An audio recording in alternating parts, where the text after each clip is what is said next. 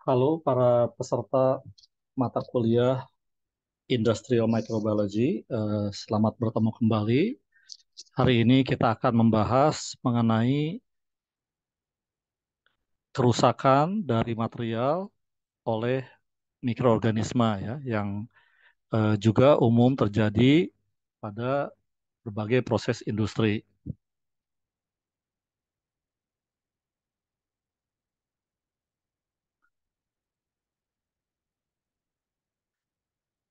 Dalam proses yang pertama yang akan saya diskusikan, kita akan membahas mengenai dampak dari pertumbuhan mikroorganisme di dalam cooling tower ya, atau menara pendingin yang banyak digunakan di dalam berbagai proses industri. Nah, kegunaan dari menara pendingin atau cooling tower ini adalah untuk memindahkan panas dari suatu proses atau dari suatu peralatan ya, dengan cara memindahkan panas dari air yang kemudian eh, dilepaskan ke udara atau ke atmosfer.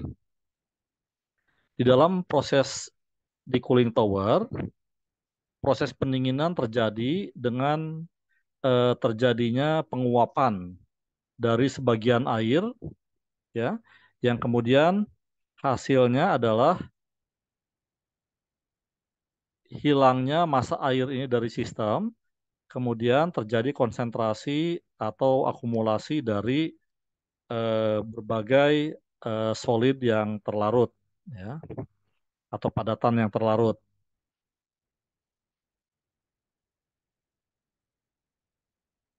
Nah, air ini akan sebagian masanya akan menghilang dari sistem atau berkurang, yang kemudian akan digantikan lagi ya oleh air yang baru ya yang dimasukkan ke proses. Nah, air yang hilang ini disebut dengan blowdown ya. Kemudian nanti ada air yang menguap melalui evaporasi. Nah, jadi kita lihat di sini prosesnya di mana di dalam menara pendingin ini, di dasarnya ini ada suatu eh, kontainer atau yang kita sebut sebagai basin, di mana air ini akan dikumpulkan di sini, kemudian air ini akan dipompakan keluar dari basin dan akan melewati suatu mekanisme pertukaran panas yang disebut dengan heat exchanger. Nah, setelah heat exchanger, kemudian air ini akan menjadi hangat karena dia kontak dengan permukaan yang panas ya. Nah, panasnya ini kemudian akan ikut dengan air dan setelah itu dia akan didistribusikan di atas permukaan dari cooling tower ya, di deck atau disebut dengan distribution deck. Nah, di sini air ini akan disemprotkan atau akan dikucurkan ya melalui lubang-lubang yang kecil, dan kemudian air tersebut pada saat dia turun secara gravitasi, dia akan melalui udara yang disemprotkan ya, udara yang disemprotkan sehingga panasnya tersebut akan berpindah ke udara tersebut, dan kemudian udara yang sudah terkontak dengan air itu akan dikeluarkan dari atas cooling tower ya melalui penguapan, dan tentunya di sini juga akan banyak terjadi uap air atau massa air juga yang ikut bersama dengan udara tersebut. Nah, proses ini akan terus berulang-ulang sehingga akan ada panas baru yang dimasukkan melewati heat exchanger, ada air baru yang dimasukkan lagi ke proses untuk menggantikan air yang diuapkan ya. Kemudian ada udara yang juga terus disemprotkan ke dalam cooling tower sehingga proses ini akan mampu menjaga peralatan atau suatu sistem untuk memaintain temperaturnya sehingga tidak menjadi terlalu panas atau overheating. Nah, ini adalah prinsip kerja dari cooling tower. Nah, air yang digunakan untuk pendinginan cooling tower ini sering sekali terkontaminasi oleh berbagai mikroorganisme ya, baik itu ganggang, bakteri, jamur, dan lain-lain. Nah, ini kita lihat di sini, kalau misalnya kontaminasinya berlebihan dari berbagai mikroorganisme tersebut, maka akan membentuk suatu lapisan deposit atau sering disebut sebagai fouling ya, yang ini kita lihat ya, dia bisa membentuk lapisan seperti ini. Ada yang kalau yang berwarna hijau itu umumnya adalah dari ganggang ya, yang hidup di dalam air. Kemudian lendir-lendirnya itu kombinasi dari berbagai mikroorganisme, terutama dari jenis bakteri. Nah, kalau sekarang si lapisan lendir ini atau biofilm ini melewati ke heat exchanger. Heat exchanger itu kita lihat di gambar yang bawah berupa saluran atau tubing ya, yang di mana air panas ada di dalamnya, sedangkan eh, air yang dari cooling tower ada di sebelah luar dari tubing tersebut. Nah, ini kita lihat dengan adanya proses seperti ini, maka eh, yang terjadi adalah banyak sekali terbentuk lapisan lendir di dalam heat exchanger yang akan mempengaruhi proses perpindahan panas. Karena seharusnya kan panas tersebut berpindah dari air yang ada di proses ke dalam air yang disirkulasikan di cooling tower. Tetapi dengan adanya lapisan lendir, maka perpindahan panas tersebut menjadi terganggu sehingga pendinginan di cooling tower menjadi tidak efisien. Ya. Kemudian selain itu juga pembentukan biofilm ini atau deposit ini ya nanti juga akan menyebabkan terbentuknya suatu proses korosi. Nanti kita akan pelajari ada proses korosi yang dinamakan dengan microbial induced corrosion atau korosi atau perkaratan yang diinduksi oleh pertumbuhan mikroorganisme. Nah, MIC atau microbial induced corrosion ini di cooling tower bisa terjadi akibat permukaan logam yang tertutup oleh biofilm atau slime atau lendir ya, dan sehingga dengan oksigennya penetrasinya menjadi terganggu ke permukaan tersebut akan menjadi kekurangan oksigen atau bersifat anaerobik. Nah, di sini akan mendorong pertumbuhan dari bakteri atau mikroorganisme yang anaerobik. Nah, banyak dari tipe bakteri anaerobik ini mampu menghasilkan atau menyebabkan terjadinya proses korosi di permukaan logam. Contohnya dari bakteri produksi sulfat seperti Desulfovibrio.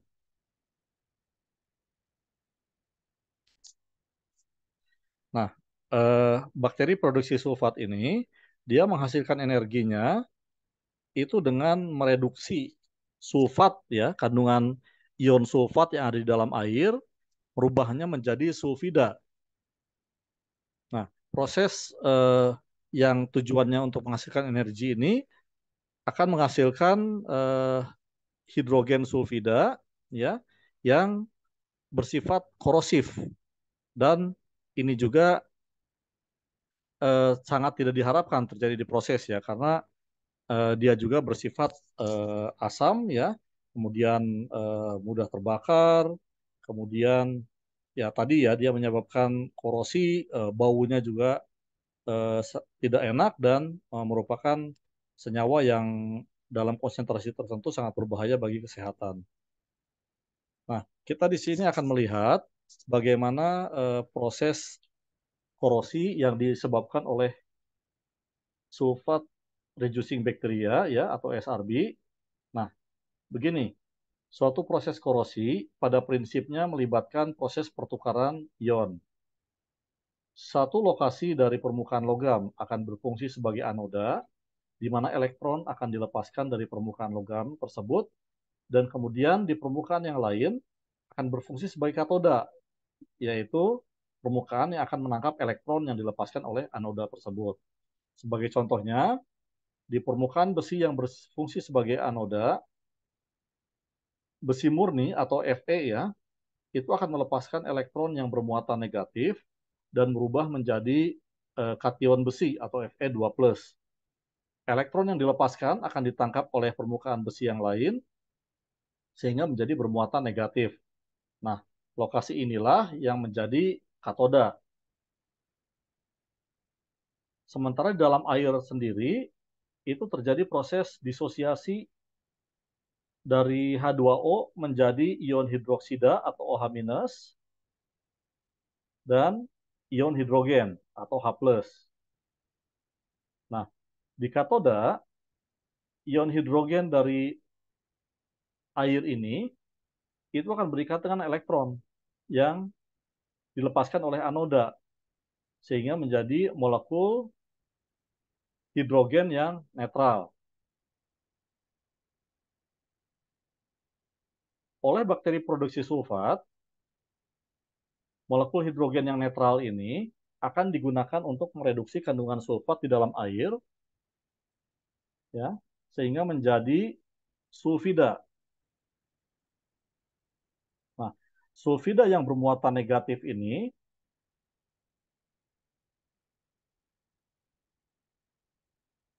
akan bereaksi dengan kation besi di anoda ya. Tadi kan dia besi melepas elektron sehingga dari Fe menjadi Fe2+. Nah, Fe2+-nya bereaksi dengan S2- atau ion sulfida yang dihasilkan oleh bakteri produksi sulfat sehingga menghasilkan ferrosulfida atau FeS. Nah, FeS ini akan menjadi timbunan eh, produk karat ya di permukaan logam, dan kemudian kalau ada kelebihan dari Fe2+ ya di anoda, Fe2+ ini juga bisa bereaksi dengan OH- dari disosiasi air sehingga membentuk FeOH ya. Nah, ini adalah eh, karat besi pada umumnya ya, sehingga dalam proses ini karat besi ini merupakan kombinasi dari ferrosulfida dan FeOH2 ya.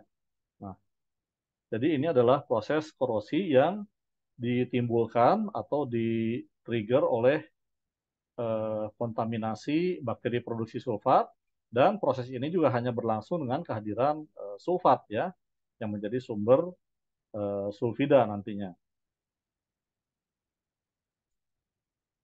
Nah, proses korosi pada logam dapat juga dipengaruhi oleh kehadiran bakteri produk pendeposit besi ya atau ion depositing bacteria. Nah, ini mereka banyak sekali terdapat di lingkungan perairan yang alami ya seperti Gallionella, Sphaerotilus dan lain-lain. Nah, mereka hidupnya akan lebih baik di lingkungan yang kandungan oksigennya tidak terlalu tinggi ya, sehingga si eh, besi dalam bentuk Fe2+ ya itu tidak mudah teroksidasi ya, seperti misalnya di daerah yang di mana kandungan oksigennya tinggi. Nah, di sini Fe2+ tersebut ya akan teroksidasi menjadi Fe3+ ya. Nah, atau besi dalam bentuk ferik ya. Jadi dari ferrous Fe2 menjadi ferik Fe3 ya. Kemudian dia akan menjadi selanjutnya menjadi deposit besi oksida seperti contohnya magnetite ya. Magnetite itu Fe3O4 atau Fe2O4 ya. Nah, kemudian akumulasi dari besi oksida di permukaan logam ini akan mempercepat terbentuknya proses korosi dengan terbentuknya konsentrasi dari sel korosi. Kita ingat bahwa korosi itu pada prinsipnya adalah proses perpindahan ion eh, di antara katoda dan anoda, ya. Sehingga kalau ada perbedaan atau polaritas dari muatan listrik di suatu permukaan, misalnya akibat adanya deposit besi dari eh, magnetite tadi ya. Nah, ini akan mempercepat terbentuknya proses korosi karena mendorong eh, percepatan perpindahan elektron di antara katoda dan anoda ya.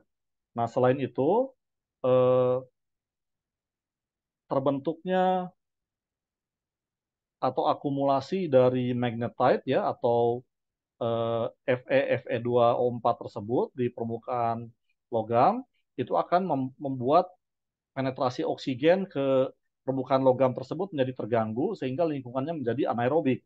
Nah, kalau sudah terbentuk anaerobik, maka bisa timbul pertumbuhan bakteri anaerobik ya yang nantinya akan mendorong korosi dengan contohnya tadi oleh akibat metabolisme dari bakteri produksi sulfat ya. Nah, kerusakan material oleh mikroorganisme ini juga bisa didorong dengan pembentukan biofilm ya. Tadi kita lihat di cooling tower misalnya banyak terbentuk lendir atau slime ya yang sering juga disebut sebagai biofilm. Nah, awalnya biofilm itu sebetulnya akibat kehadiran dari bakteri-bakteri aerobik ya yang dimana mereka menghasilkan biofilm di permukaannya. Nah, kemudian lama-kelamaan mereka terakumulasi di permukaan dan akhirnya akumulasi biofilmnya menjadi sangat banyak ya. Biofilm ini mengandung bakteri dan juga lendir polisakarida yang dihasilkan ya. Nah, kemudian suatu saat setelah terakumulasi dia akan bisa terlepas dari permukaan akibat dorongan dari laju alir air di permukaan ya. Nah, proses ini sehingga akan berulang-ulang pada saat dia mendarat di permukaan yang masih bersih ya. Sehingga akhirnya suatu sistem akan dipenuhi oleh lendir atau biofilm akibat pertumbuhan mikroorganisme ini terutama dari golongan bakteri. Nah, masalah yang diakibatkan oleh biofilm ini cukup beragam ya. Misalnya tadi kalau di cooling tower kita sudah bicara mengenai gangguan dari transfer panas ya di heat exchanger. Nah, biofilm ini dia akan mengganggu proses perpindahan panas karena dia mempunyai sifat sebagai insulator atau dia mempunyai kemampuan perpindahan panas yang sangat rendah ya. Di sini sebutkan 5 kali lebih rendah dibandingkan dari kalau misalnya suatu lapisan tertutup oleh misalnya kerak ya, suatu kerak inorganik gitu. Kemudian adanya biofilm ini juga di suatu permukaan itu akan mengganggu laju alir dari air di suatu pipa ya hingga mencapai 50%. Dan tadi kita sudah bahas juga kalau ada suatu lapisan deposit antara lain dihasilkan oleh biofilm, maka akan menghasilkan suatu lingkungan anaerobik di bawah permukaannya ya. Dan kemudian ini nantinya akan mendorong pertumbuhan bakteri anaerobik yang menyebabkan korosi, kemudian juga terbentuknya eh, perbedaan muatan ya atau perbedaan oksigen di suatu permukaan yang akan membentuk eh, membentuk pemisahan katoda dan anoda ya sehingga proses korosi berjalan lebih cepat.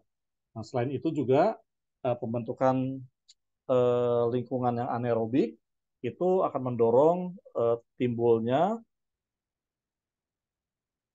atau produksi dari asam-asam organik oleh bakteri ya yang nanti akan mengganggu ke pH, mempercepat korosi dan lain-lain.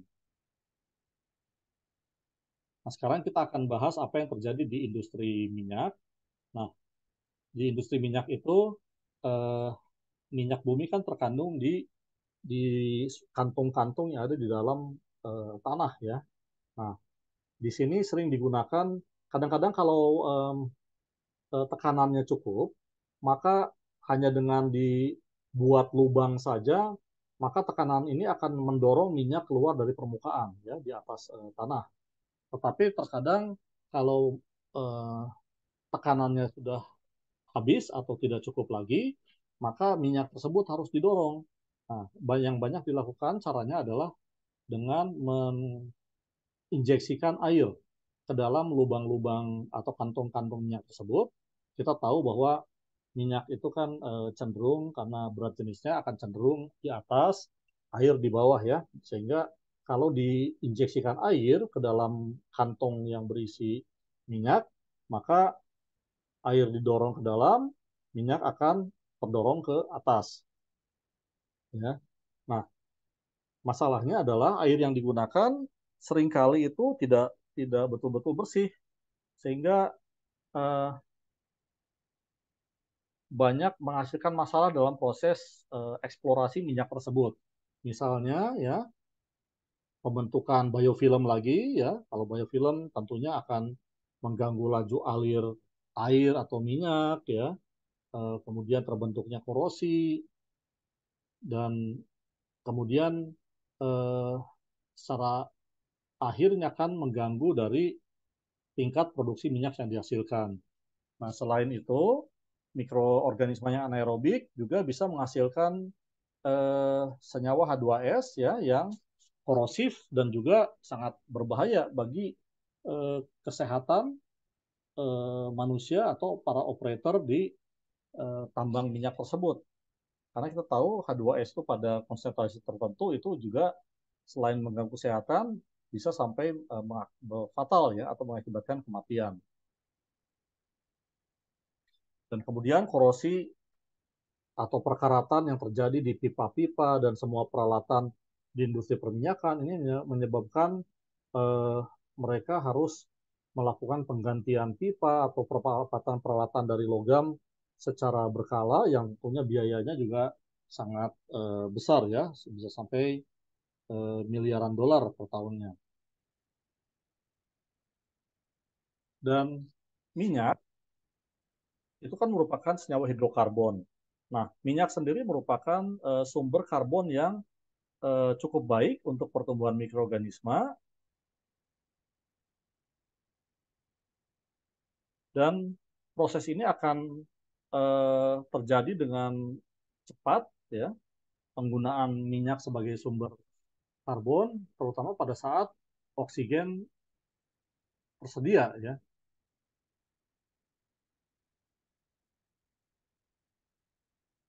Kemudian selain di proses pertambangan minyak eh, degradasi atau kerusakan bahan minyak ya hidrokarbon minyak oleh mikroorganisme itu juga bisa terjadi tidak hanya di pertambangan tetapi juga di produk-produk akhir dari minyak yang dihasilkan seperti pelumas, bahan bakar ya atau di proses refinery ya atau proses pemurnian minyaknya. Nah, jadi mikroorganisme ini bisa mengganggu proses industri minyak mulai dari eksplorasi, refinery hingga kontaminasi di produk akhir dari bahan bakar atau pelumas yang dihasilkan. Nah, selain kandungan dari hidrokarbonnya yang rusak, ini juga bisa mengganggu eh, proses dengan terjadinya penyumbatan-penyumbatan di pipa-pipa, di filter ya, dan kemudian di proses eksplorasi minyak atau refinery minyak itu sering sering banyak terbentuk eh, tumpahan-tumpahan minyak ya. Nah, di sini mikroorganisme malah bisa digunakan ya, jadi memberikan manfaat dengan cara menggunakan mereka untuk mengkonsumsi ya tumpahan-tumpahan minyak tersebut sehingga menjadi senyawa-senyawa sederhana yang tidak berbahaya bagi lingkungan. Nah, jadi biasanya di tempat akumulasi tumpahan-tumpahan minyak ini bisa diinjeksikan mikroorganisme yang mampu menggunakan minyak sebagai sumber karbonnya ya, kemudian diberikan nutrisi sehingga minyak yang terakumulasi akan terurai sebelum dilepas ke lingkungan. Nah, tadi kita bicara bahwa mikroorganisme bisa menyebabkan gangguan atau kerugian di proses eksplorasi minyak ya, karena tadi membentuk biofilm, membentuk korosi, membentuk asam dan lain-lain. Nah, tetapi ada golongan mikroorganisme tertentu yang justru bisa memberikan manfaat ke proses eksplorasi minyak ya. Nah, misalnya golongan mikroorganisme yang mampu menghasilkan karbon dioksida atau gas-gas yang lain ya, yang nanti akan meningkatkan tekanan ya, meningkatkan tekanan di dalam kantong-kantong minyak di bawah tanah ya, sehingga yang tadinya tekanan tersebut sudah hilang, itu akhirnya akan terbentuk lagi akibat pembentukan gas-gas tersebut oleh mikroorganisme. Nah, sehingga dengan adanya gas-gas tersebut, minyak lebih mudah dikeluarkan dari dalam kantong-kantong minyak tersebut. Kemudian, terkadang mikroorganisme juga bisa digunakan untuk memotong rantai-rantai yang panjang dari hidrokarbon minyak ya, dan juga dari senyawa-senyawa aromatik menjadi hidrokarbon-hidrokarbon yang lebih pendek atau lebih sederhana, sehingga viskositas dari minyak yang dihasilkan akan berkurang. Karena kalau viskositasnya berkurang, minyak menjadi lebih encer, lebih mudah dikeluarkan dari dalam kantong-kantong yang ada di dalam tanah ya. Nah, jadi bisa saja ke dalam kantong-kantong minyak tersebut diinjeksikan mikroorganisme beserta nutrisinya ya, dan mereka akan memotong rantai hidrokarbon yang panjang dan juga senyawa-senyawa aromatik dari hidrokarbon minyak ya. Kemudian tadi timbulnya asam organik oleh mikroorganisme itu bisa merugikan, tetapi dalam kondisi tertentu ini juga bisa menguntungkan karena pembentukan asam-asam organik tertentu bisa membantu melarutkan mineral-mineral yang mengurung minyak karena terkadang minyak tersebut tidak selalu berada di dalam suatu kantong yang besar tapi terkurung di dalam pori-pori yang kecil ya di dalam tanah. Nah, dengan larutnya mineral-mineral akibat pembentukan asam organik oleh mikroorganisme, maka minyak itu diharapkan akan terakumulasi dan mengalir lebih mudah ya, sehingga lebih mudah dikeluarkan dari dalam tanah. Nah, jadi tadinya terkurung, dia menjadi lepas dan akhirnya bisa terkumpul dan lebih mudah dikeluarkan dari dalam tanah. Berikutnya kita ke proses mikroorganisme di pertambangan ya. Nah, di pertambangan itu banyak yang juga sudah menggunakan bantuan mikroorganisme, terutama untuk eh, mengoksidasi dari berbagai jenis metal ya atau logam ya, sehingga dia lebih murni ya. Jadi begini, misalnya dengan Fe yang dioksidasi ya. Nah, sehingga dalam kondisi tersebut si Fe yang misalnya tadinya tidak tidak terlarut ya, dibuat menjadi terlarut. Dibuat dengan terlarut, maka akibatnya eh, logam-logam yang berharga misalnya tembaga, uranium, emas ya, yang tadinya terikat ke besi itu menjadi lepas ya. Nah, sehingga pemurniannya menjadi lebih mudah. Ini yang disebut dengan microbial leaching ya. Jadi dia melepaskan logam-logam berharga yang terikat ke senyawa-senyawa pengotor. Dan di sini misalnya besinya adalah senyawa pengotor, nah dia dilarutkan sehingga lebih mudah dipisahkan dari logam yang berharga.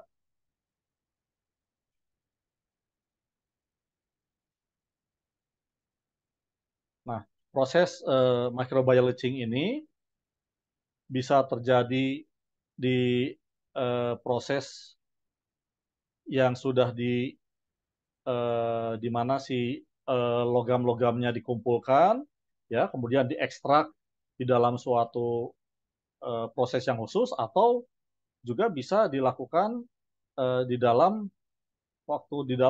tambangnya itu sendiri atau proses in situ ya.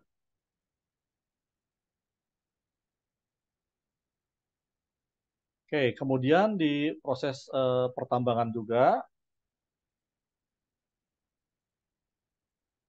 itu terkadang terjadi eh, proses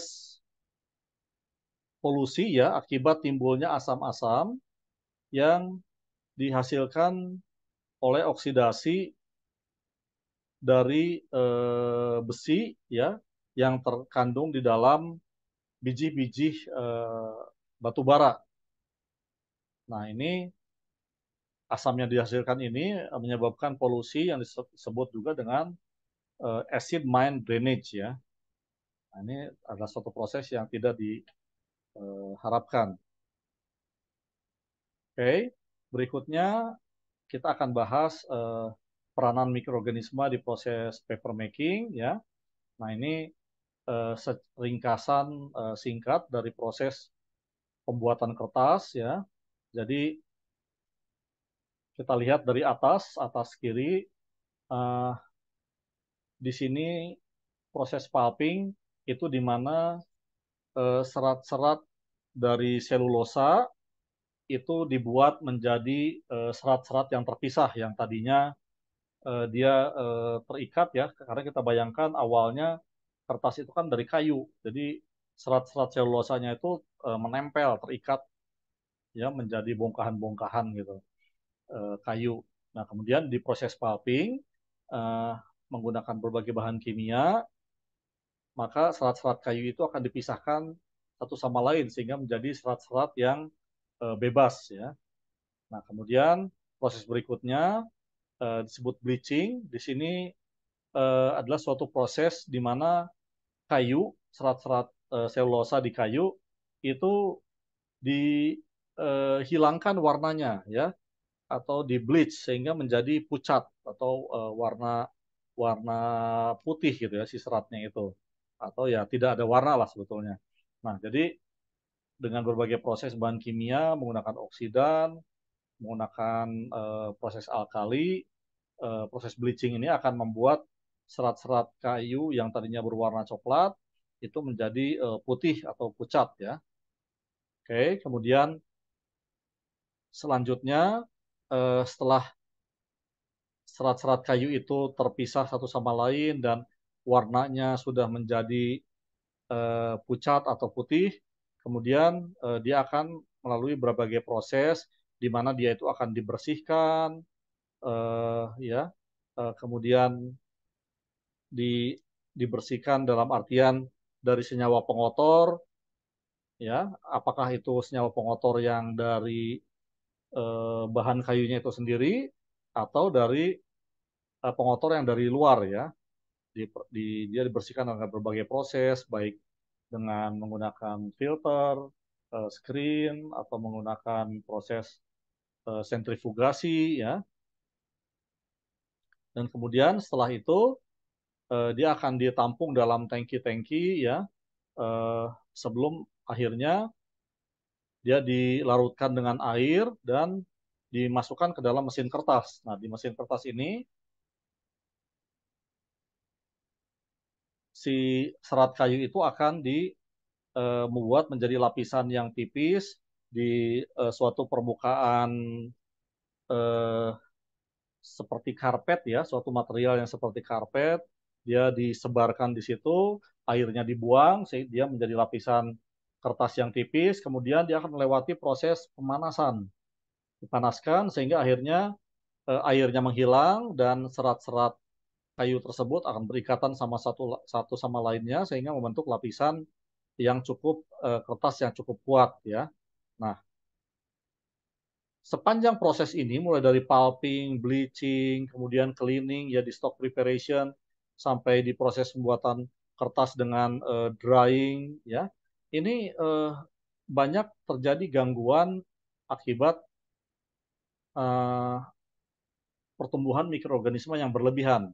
Nah, misalnya di proses bleaching menggunakan bahan kimia hidrogen peroksida itu sering terjadi yang disebut dengan catalyst outbreak atau eh, terbentuknya kontaminasi dari bakteri-bakteri aerobik yang mampu menghasilkan enzim katalase. Enzim katalase itu adalah enzim yang mendegradasi hidrogen peroksida ya. Dengan hidrogen peroksidanya yang digunakan untuk bleaching itu terganggu, maka proses pemutihan kertas ya atau menghilangkan warna itu menjadi terganggu sehingga kualitas kertas yang dihasilkan tidak sempurna ya, warnanya tidak konsisten dan dibutuhkan eh, bahan kimia hidrogen peroksida yang lebih banyak dari semestinya. Kemudian diproses di yang namanya stock preparation, di mana bahan kimia ini serat-serat kayu tersebut akan dibersihkan, kemudian diberikan berbagai aditif ya untuk menghasilkan properti yang tertentu berbagai macam-macam. Nah di sini mikroorganisme juga bisa tumbuh karena temperaturnya eh, membuat proses tersebut menjadi hangat, kemudian juga banyak sumber nutrisi, misalnya berbagai jenis zat pati, starch ya, atau polimer dan lain-lain. Nah, ini mereka bisa dijadikan sumber nutrisi oleh mikroorganisme sehingga mikroorganisme itu akan tumbuh banyak di proses di stock preparation ini. Nah, nanti akibatnya ada kerusakan serat kertas, ada eh, kerusakan aditif yang digunakan, terbentuknya bahan-bahan asam organik, terbentuknya juga bau yang tidak enak dan lain-lain ya. Jadi banyak gangguan yang dihasilkan oleh mikroorganisme di stock preparation. Kemudian nanti pada saat kertas tersebut dibuat menjadi lapisan. Jadi ikan buburan ya, buburan kertas dibuat di lapisan tipis yang nantinya dikeringkan. Nah, di sini eh, bisa banyak terjadi gangguan juga oleh mikroorganisme yang berlebihan. Misalnya ada kotoran, eh, akibat banyaknya kotoran dari slime atau biofilm yang dihasilkan, itu bisa menyumbat berbagai nozzle atau yang akan menyemprotkan lapisan kertas di proses ini ya. Nah, atau menyemprotkan air. Nah, kalau nozzle-nozzlenya itu tersumbat, itu akan mengganggu selain hanya dari kualitas kertas yang dihasilkan juga eh, mengganggu produksi karena proses pembuatan kertas itu terjadi dengan sangat cepat. Jadi eh, kecepatannya itu pembuatan kertas ya bisa dalam satuan kilometer per jam ya. Jadi kalau misalnya ada putus saja itu butuh waktu lama sehingga kertas yang diproduksi menjadi jauh lebih sedikit dan untuk menyambungnya itu kadang-kadang butuh waktu yang lama ya. Nah, kemudian setelah si kertas itu kering, kalau ada misalnya tadi biofilm, kotoran-kotoran lain itu menjadi gangguan di kualitas produk akhir ya. Nah, ini akibatnya kontaminasi di produk yang dihasilkan itu menyebabkan gangguan kekuatan kertas, kemudian juga secara visual juga menjadi tidak bagus ya, kemudian akan menjadi gangguan kalau nanti akan kertas ini digunakan dalam proses printing dan lain-lain ya.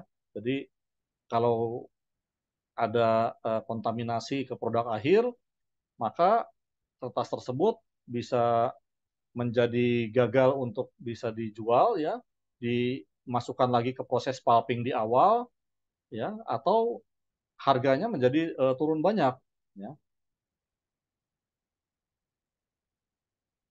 Nah, jadi secara umum gangguan yang dihasilkan oleh mikroorganisme itu kalau oleh bakteri aerobik terutama timbulnya slime atau lendir.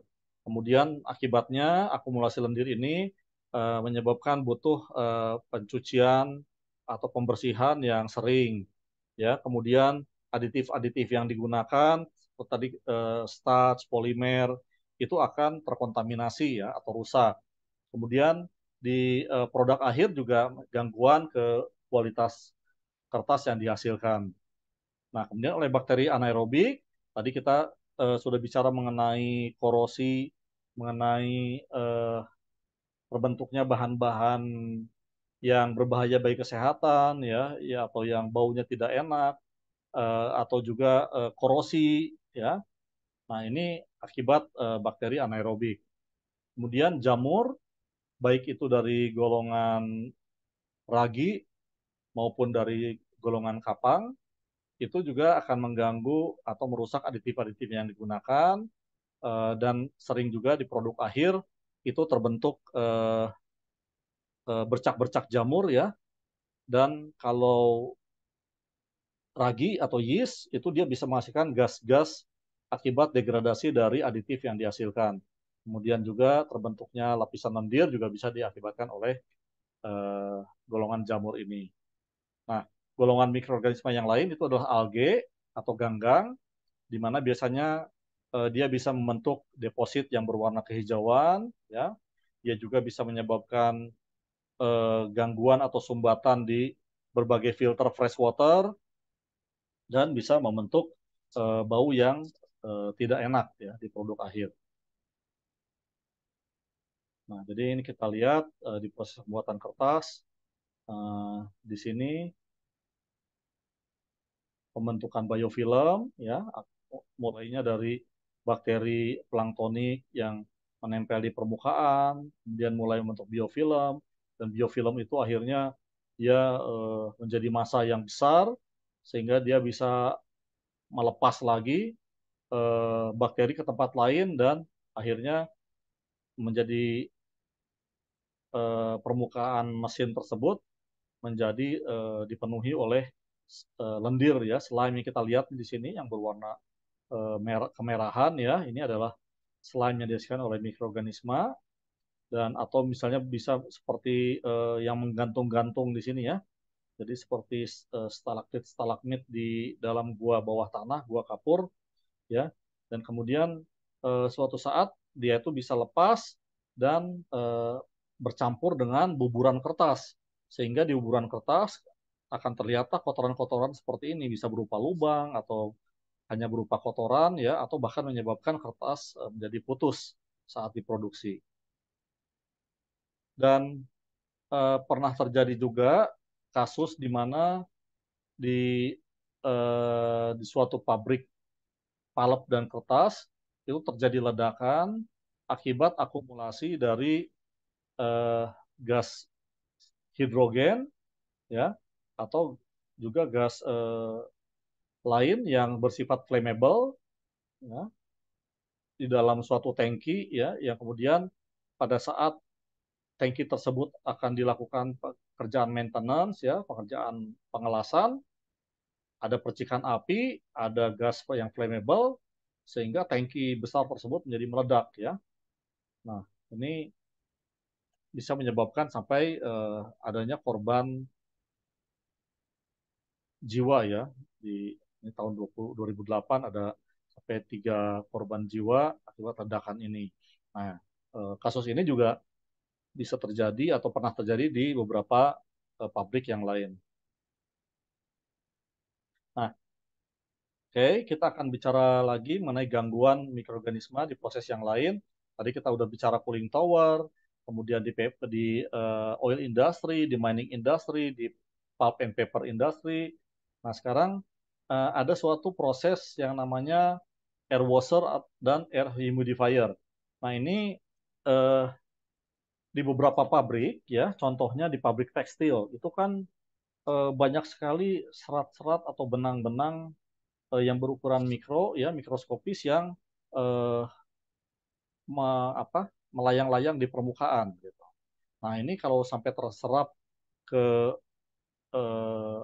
pernapasan, saluran pernapasan, ini akan menjadi gangguan kesehatan yang sangat serius ya.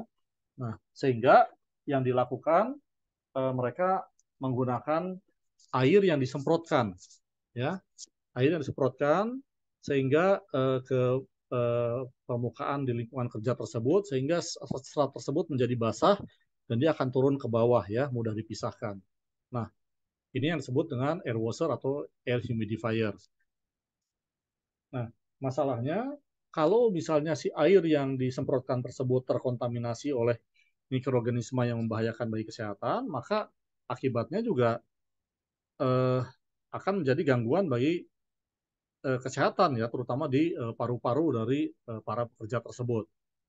Nah, jadi penting sekali untuk bisa membersihkan air tersebut sebelum dia disemprotkan ke proses di air washer atau air humidifier.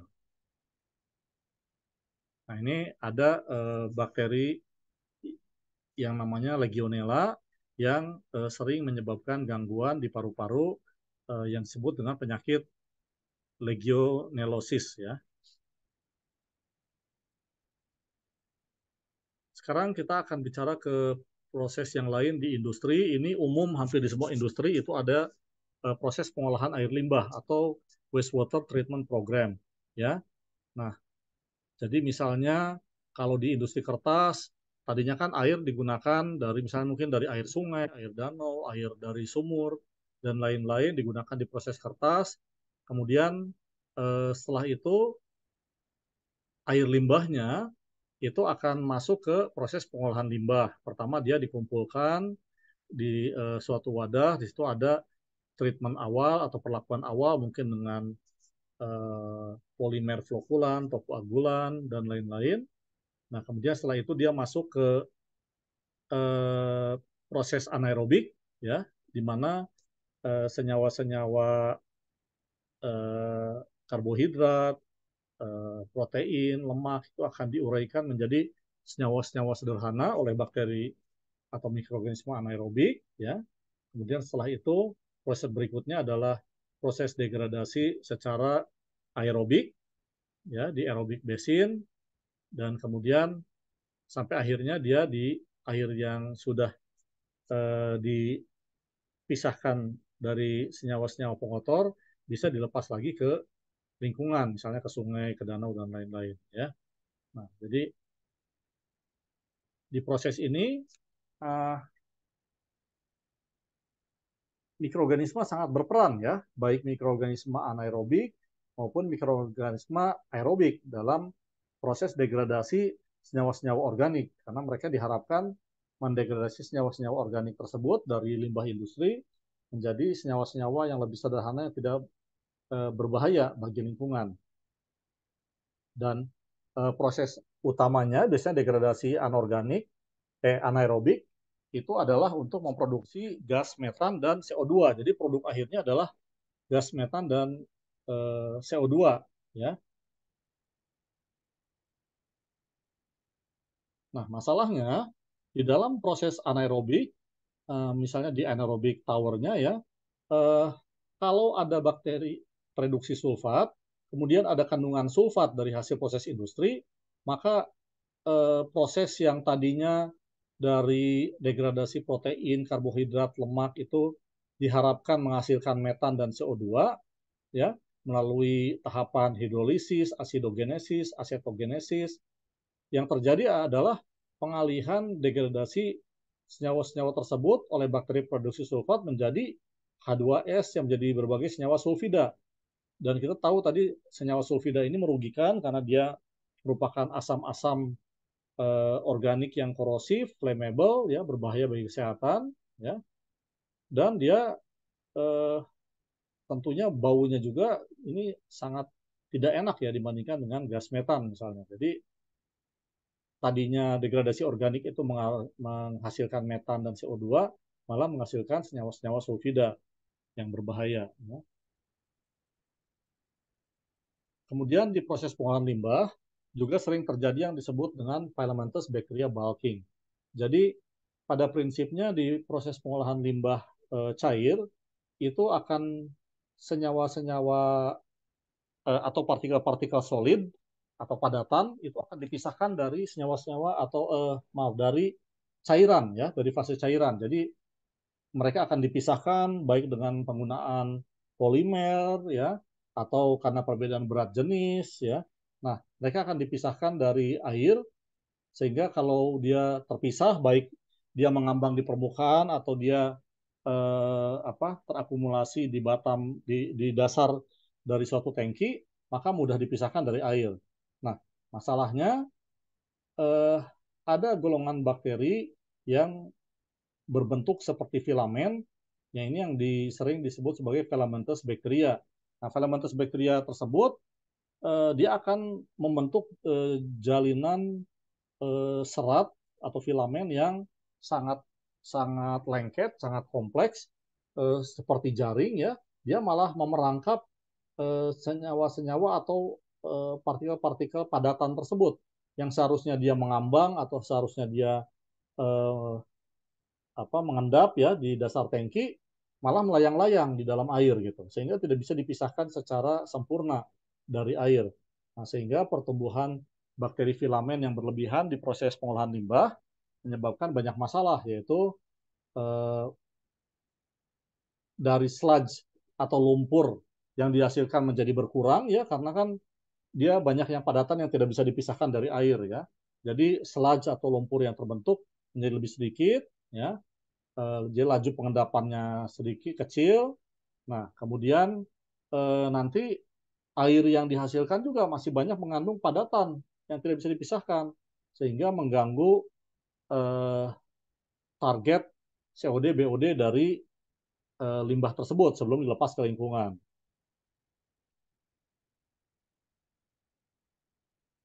Nah, secara keseluruhan eh, kalau proses pemisahan padatan dari air di proses limbah ini tidak berjalan dengan sempurna, maka proses pengolahan limbahnya menjadi gagal, ya. Dan ini kapasitas kapasitas pengolahan limbahnya menjadi sangat terganggu, ya. Nah ini kita lihat nih, kalau di proses yang normal, maka vlog terbentuk vlog atau cluster dari padatan-padatan yang berukuran tertentu yang efektif untuk dipisahkan dari air ya baik dengan cara diendapkan atau dibuat mengapung di permukaan. Tetapi kalau ada filamentous bacteria, maka padatan-padatan tersebut akan terikat satu sama lain, dia tidak bisa dipisahkan dengan pengendapan maupun dengan terapung di permukaan. Nah, inilah yang disebut dengan filamentous bacteria bulking. Ya, sehingga sludge yang dihasilkan menjadi lebih sedikit, kemudian COD BOD-nya masih tinggi pada saat air air yang dihasilkan dari proses limbah tersebut dikeluarkan ke lingkungan. Oke, okay. Nah kemudian ada yang disebut dengan crowning ya atau crown corrosion di perpipaan yang menggunakan konkrit atau semen ya dari beton. Nah, yang terjadi ini begini, kita bayangkan ini adalah potongan melintang dari suatu pipa beton yang dimana dia mengalirkan air ya baik itu limbah maupun eh, air di air bersih ya. Nah, karena adanya partikel padatan, maka pada suatu saat akan terbentuk atau terakumulasi sedimen di dasar pipa tersebut. Nah, dengan adanya sedimen, maka eh, lingkungan di bawah sedimen tersebut menjadi anaerobik. Timbullah bakteri anaerobik ya, menghasilkan H2S misalnya. Nah, H2S ingat itu karena ada bakteri produksi sulfat, dan ada SO4 atau sulfat ya di air tersebut. Kemudian setelah itu H2S yang dihasilkan ini kan dia mudah menguap ya, dia akan menguap lepas dari air dan terakumulasi di permukaan atas dari pipa. Nah, di sini ada bakteri netrofilik ya yang mampu mengoksidasi sulfur. Nah, mereka mengoksidasi sulfur menghasilkan asam sulfat atau H2SO4. Nah, kemudian dengan adanya H2SO4 lama-kelamaan kondisinya menjadi di dalam pipa ini menjadi asam ya. Kemudian akhirnya eh, timbullah bakteri asidofilik ya yang mereka hidup di lingkungannya asam pH 4 sampai 5, misalnya Asciotiobacillus dioksidan ya. Nah, sehingga tadinya ada bakteri-bakteri eh, netrofilik pengoksidasi sulfur berubah populasinya menjadi bakteri yang mampu hidup di lingkungannya asam yang nanti akan terus menghasilkan H2SO4. Nah, H2SO4-nya eh, akan bereaksi ya karena H2SO4 itu asam yang kuat ya. Nanti dia akan bereaksi membentuk maaf melarutkan beton ya, partikel-partikel dari beton sehingga akibatnya di permukaan di mana tadi ada konsentrasi H2S kemudian terbentuk H2SO4 itu menjadi rongga-rongga yang cukup besar, cukup signifikan yang sering disebut sebagai crown corrosion. Jadi di sini strukturnya terganggu ya, dan banyak rongga-rongga, lubang-lubang ini yang disebut dengan crown corrosion yang diakibatkan oleh terbentuknya asam-asam organik maupun anorganik yang di-trigger oleh pertumbuhan berbagai jenis mikroorganisme. Nah, bagaimana eh, tadi kan dengan berbagai banyak gangguan akibat pertumbuhan mikroorganisme yang berlebihan di proses industri, bagaimana mereka mencoba mengatasi masalah ini ya, dan caranya banyak. Oke, yang pertama adalah dengan menggunakan memonitoring ya, berbagai proses monitoring faktor-faktor pertumbuhan mikroorganisme, bakteria count, pH, temperatur, oksigen, moisture, ORP, dan lain-lain. Kemudian dilakukan improvement di proses desain, misalnya kapasitas tangki, agitasi dengan atau aerasi ya. Tentunya agitasi atau aerasi itu bisa mengganggu eh, pertumbuhan bakteri anaerobik ya, atau mengurangi operational level dari tangki sehingga waktu tinggal bakteri atau mikroorganisme itu menjadi tidak terlalu panjang, meningkatkan proses temperatur sehingga mematikan atau menghambat pertumbuhan mikroorganisme ya. Kemudian dilakukan sistem pembersihan secara berkala ya. Kemudian dilakukan pemisahan atau penyeleksian dari berbagai bahan baku maupun aditif yang digunakan. Bisa juga dengan cara membersihkan atau mendisinfeksi dari air yang digunakan sebelum masuk ke proses sehingga kontaminasi mikroorganismenya sudah banyak berkurang, atau menggunakan berbagai bahan yang bersifat biocidal ya, atau bersifat toksik bagi pertumbuhan mikroorganisme di dalam prosesnya. Ini yang disebut dengan biocide. Nah, ini contohnya berbagai jenis mikroorganisme biocide, bahan kimia biocide yang digunakan di berbagai industri, sangat banyak bahan aktifnya ya, dan setiap industri mempunyai peraturan mengenai bahan biosida apa yang bisa boleh digunakan ya. Nah, ini mereka bisa dikelompokkan dari jenis golongan bahan kimianya, spektrum kerjanya, cara kerja, apakah mereka bersifat oksidasi atau tidak oksidasi, kemudian apakah mereka tipe membunuh mikroorganisme atau hanya menghambat ya. Nah, kemudian ada peraturan-peraturan tadi yang membatasi pemakaian biodiesel tersebut, stabilitasnya, ada yang cepat habis, ada yang bisa bertahan lama dan lain-lain. Jadi ini adalah suatu bidang ilmu sendiri ya, penggunaan biosida di berbagai proses industri kimia. Oke, ini adalah slide terakhir.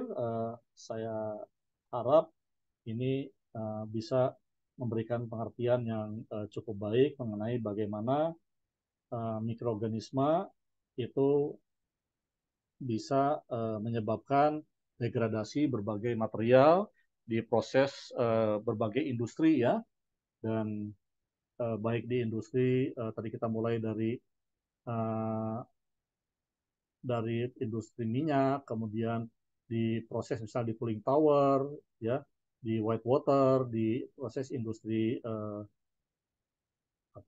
tambang ya, kemudian di pulp and paper ya.